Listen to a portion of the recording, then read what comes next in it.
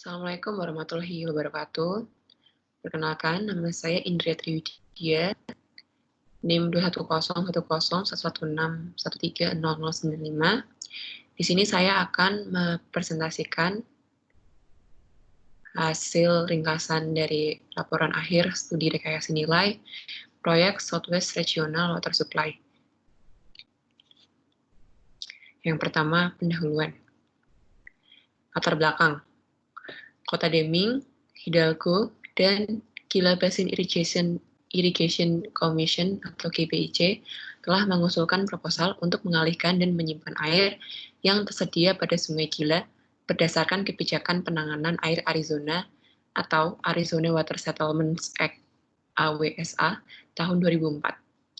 Usulan GBIC terdiri dari komponen penyimpanan dan komponen pengalihan irigasi. Dalam pertemuan pada Desember tahun 2013, komisi ini menyetujui rekomendasi para staf untuk mengoptimalkan proposal secara efisien. Komponen penyimpanan dalam proposal ini telah dikombinasikan dengan dua proposal lain dari Hidalgo dan Kota Deming untuk membuat suatu pengalihan yang terintegrasi dan usulan proposal penyimpanan yang dinamakan Southwest Regional Water Supply atau SWRWS. Tujuan dilaksanakannya studi rekayasa nilai ini, yang pertama, mengidentifikasi konfigurasi komponen yang lebih baik. Yang kedua, meninjau perbedaan hasil desain dari BHI atau Bohaneh Houston Inch dan Biro Reklamasi atau BOR dengan melakukan penilaian tingkat desain berdasarkan komponen proyek dan ruang lingkup. Yang pertama, menyarankan perbaikan desain konseptual saat ini. Yang kedua, menyarankan pendekatan atau konsep tambahan. Yang ketiga, memberikan rekomendasi untuk konsep saat ini atau konsep alternatif yang sesuai dengan komponen proyek dan area fokus. Kemudian tujuan yang ketiga, meninjau ketersediaan air AWSA dan hasilnya sebagai berikut. Yang pertama, meninjau model pengalihan AWSA ISC dengan pengurangan aliran pada saat kekeringan dan memberikan rentang hasil tahunan perusahaan dengan skenario perubahan iklim. Dan tujuan yang keempat, merekomendasi studi lebih lanjut dan investigasi. Ruang lingkup dalam studi kasus ini meliputi yang pertama, tantangan potensi dan masalah teknis. Yang kedua, mengidentifikasi dampak kekeringan. Yang ketiga, meminimalkan biaya energi dan jejak karbon. Yang keempat, meninjau dampak lingkungan. Dan yang kelima, menunjukkan sinergi. Misalnya, rilis air dari waduk, penjualan solar saat tidak memompa, dan lain-lain. Kemudian, deskripsi proyek. Kombinasi dari proposal Southwest Regional Water Supply akan mengalihkan air AWSA dari Sungai Gila disimpan dalam off-stream storage di jurang lembah Gila selama arus rendah, air dikeluarkan untuk kebutuhan lingkungan dan air dipompa ke atas untuk dibagikan kepada masyarakat di Das Nimbres. Manfaat potensial dari air ini adalah untuk penggelontoran kota, kebutuhan industri, lingkungan, dan kepentingan pertanian. Saluran pipa SWRS diusulkan untuk dibangun di sebelah kanan jalan untuk Highway 180. Bisa dilihat pada gambar di layar, ini adalah lokasi dari proyek SWRWS. Kemudian evaluasi teknis tahap 1 atau fase 1.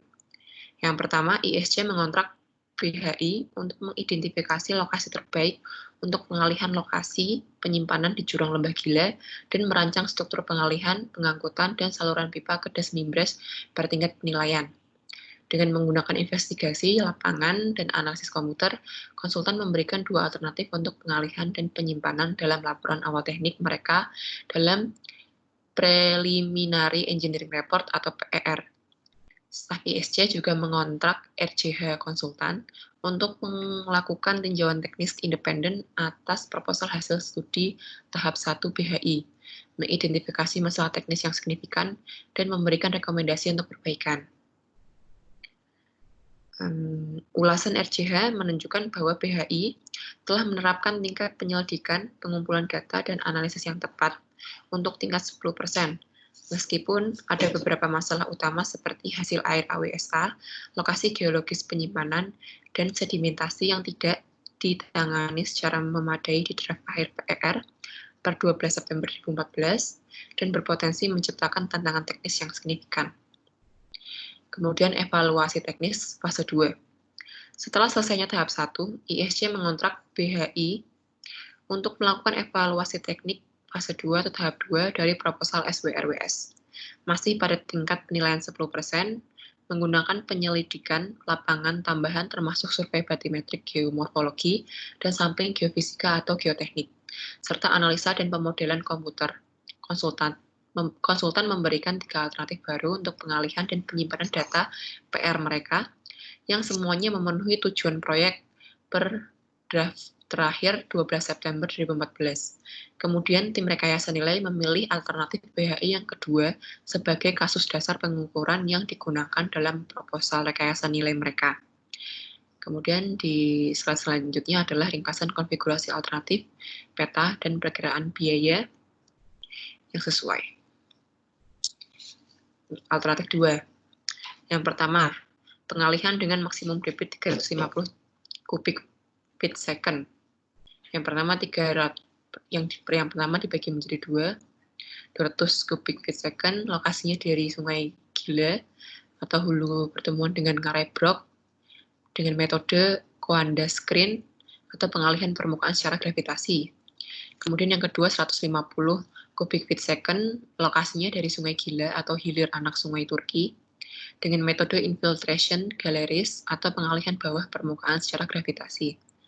Kemudian penyimpanan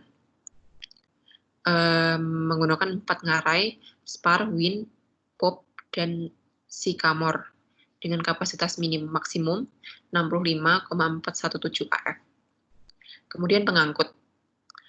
Yang pertama, pipa burit ukuran 180 inch dengan panjang 0,2 mil menghubungkan dari pengalihan ke terowongan secara gravitasi. Kemudian terowongan dengan diameter 108 inch sepanjang 3,3 mil ke spar secara gravitasi. Kemudian pipa burit pressure ukuran 78 inch pipa tekanan dari spar ke J4 secara gravitasi. Kemudian pipa burit pressure ukuran 48 inch pipa tekanan dari J4 ke wind secara gravitasi. Kemudian pipa burit pressure ukuran 72 inch pipa tekanan dari J4 ke pop secara gravitasi.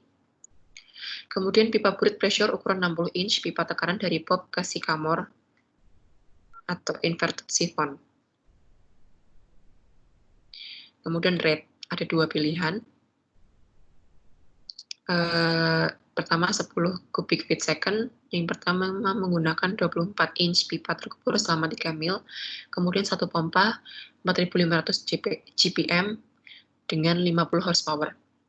Kemudian 50 kubik feet second menggunakan 42 inch pipa terkubur selama 3 mil, kemudian satu pompa 22.500 GPM 300 horsepower. Salah satu beton clear wall menggunakan precast dan satu metal building ukuran 30 inch x 30 inch x 15 inch. Kemudian VFD pompa kontrol, kemudian sistem SCADA. Lalu kemudian pelepasan dari waduk spar ke sungai menggunakan kawat penutup riprap di lubang inlet. Kemudian pipa 72 inch untuk menyampaikan 90 kubik feet second ke sungai. Pipa 30 inch yang menghubungkan lubang orifice ke pipa outlet ke sungai. Dan kemudian menggunakan sebuah reservoir porting untuk outlet 350 kubik feet second. Untuk memompa ke das mimbres menggunakan alinyemen sisi kanan jalan 180 atau highway 180, saluran pipa ukuran 36 inch dari waduk pop ke kota Silver, saluran pipa ukuran 24 inch ke kota Silver ke Deming, 5 stasiun pendukung dengan item berikut untuk setiap stasiun, yaitu yang pertama, 2 pompa split case horizontal 3100 GPM, 500 horsepower, metal building ukuran 50 inch x 30 inch x 20 inch, PNM power extension, dan satu equalization tank dengan kapasitas 375.000 galon.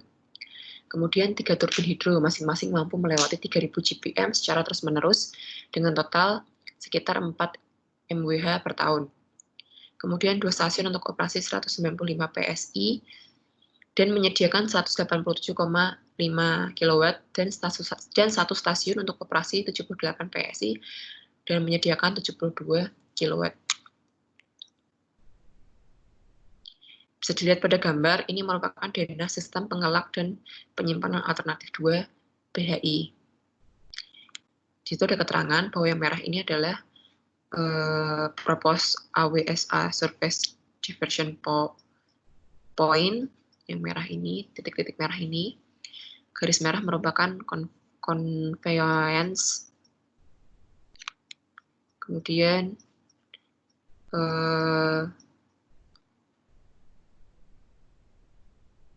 yang berwarna kuning merupakan stormwater detention ponds, dan yang berwarna biru adalah proposed AWSA storage stage. Nah, untuk alternatif biaya pada estimasi biaya, maksud saya pada alternatif 2, bisa dilihat pada tabel berikut. Untuk construction ada mobilization dan demobilization, construction, surveil, and stacking dengan biaya sebagai berikut. Untuk diversion juga bisa dilihat pada poin 4 sampai poin 9. Terus dilanjutkan dengan poin 10 sampai poin 14. Untuk reservoir bisa dilihat pada poin 15 sampai poin 18 harga totalnya, dan pipeline-nya bisa dilihat pada poin 19. Untuk non-construction di poin 20 hingga poin 30. Nah, untuk non-construction subtotalnya ada $77.983.000 dengan grand total sebanyak $641.356.000. Nah, kemudian tim khusus studi rekayasa nilai.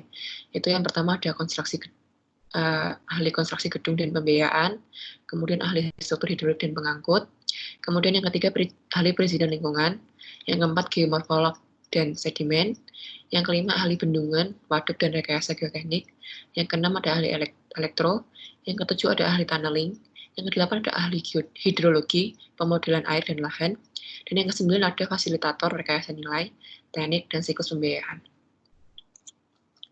Untuk metode studi rekayasa nilai ada 6 tahap, yaitu yang pertama tahap informasi, yaitu setiap anggota tim rekayasa nilai diberi laporan dan informasi perkiraan biaya proyek sebelum workshop.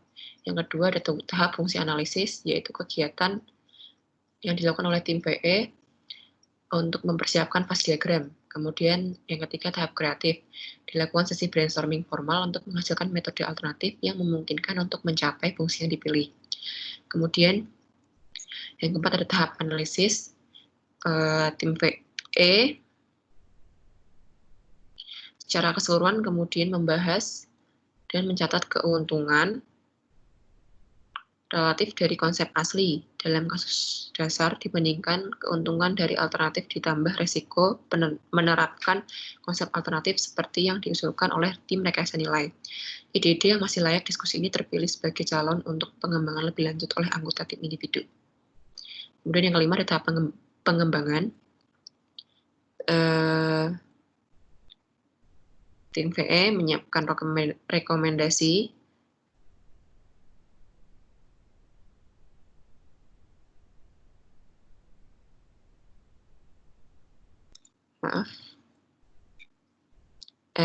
rekomendasi ini adalah ide hasil buah dari tim rekayasa nilai yang diperkirakan dapat menambah nilai proyek, tapi belum tentu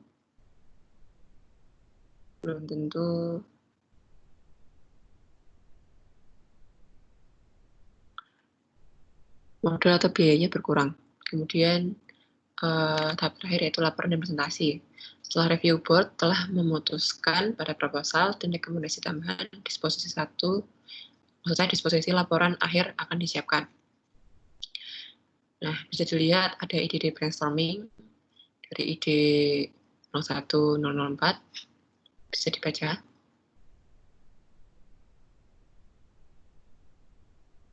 Dilanjutkan dari ide nomor 02-002 hingga 05-003 di tabel berikut.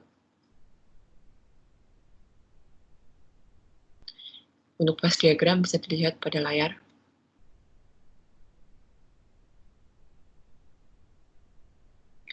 Nah, kemudian hasil studi. Dari hasil tahap analisis fungsi, diperoleh 13 proposal yang harus direview oleh tim rekayasa nilai untuk mengaji konsep awal dan menghasilkan konsep alternatif. Yang pertama, nomor proposal 01003. Gagasannya, mengumpulkan, menggunakan, dan menghitung aliran permukaan anak sungai Gila yang mengalir ke sistem penyimpanan air waduk. Konsep awalnya belum jelas, dan konsep alternatifnya yang pertama mengoptimalkan semua kemungkinan inflow termasuk aliran anak sungai yang mengalir ke waduk yang diusulkan di Spar, Win, Pop, dan Sycamore Canyons, dan anak sungai yang melintasi saluran pembawa pada titik pengelak sungai, waduk, dan titik saluran pembagi, sebagaimana yang tertera pada proposal perencanaan. Kemudian yang kedua berpotensi menyediakan sumber air yang sebelumnya hilang. Yang ketiga, meningkatkan potensi terjaganya arus sungai untuk keseimbangan lingkungan sungai. Untuk life cycle cost analisis bisa dilihat pada tabel di slide selanjutnya. Dan risiko penerapan konsep alternatif ini belum jelas. Keputusannya ditunda karena perlu analisa lebih lanjut. Nah, ini merupakan tabel life cycle cost analysis dari proposal 0103, bisa dilihat. Kemudian hasil studi dari proposal 0109, gagasannya menggunakan pipa baja untuk mengangkut air yang dialihkan dari pintu intake Koanda pada struktur pengalihan BHI melalui penimbunan dan pendingin di sepanjang Sungai Gila untuk dialirkan ke Waduk Spar. Bisa dilihat pada gambar selanjutnya. Untuk konsep awal yang pertama, panjang terowongan yang diperlukan lebih pendek sekitar 18.000 kaki. Terowongan lurus meminimalkan masalah erosi sedimen. Kemudian tidak melibatkan atau memerlukan akses konstruksi sepanjang lembah Sungai Gila. Kemudian perizinan yang lebih mudah di area lahan hutan nasional. Untuk konsep alternatifnya, yang pertama biaya konstruksi yang lebih rendah daripada terowongan, berkurang sekitar 8%.